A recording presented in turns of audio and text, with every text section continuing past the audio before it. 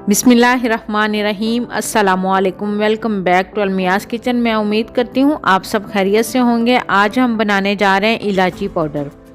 Video शुरू करने से पहले अगर आपने अभी तक मेरा चैनल सब्सक्राइब नहीं किया, चैनल को सब्सक्राइब करें, लाइक और शेयर भी करें। तो चलें बनाना स्टार्ट करते हैं। सबसे पहले हम कपड़े के साथ इलायची को अच्छी तरह से साफ़ करेंगे ताकि इसके ऊपर जो डस्ट वगैरह हो वो अच्छी तरह से साफ़ हो जाए।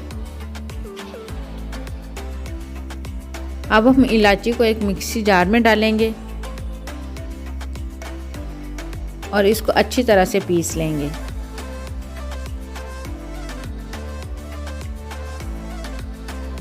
अच्छी तरह से पीसने के बाद ये देखें, हम इलायची पाउडर हमारा बनके तैयार हो चुका है। मैं उम्मीद करती हूँ आपको मेरी वीडियो ज़रूर पसंद आई होगी। मुझे और मेरी टीम को दुआ में ज़रूर याद रखें।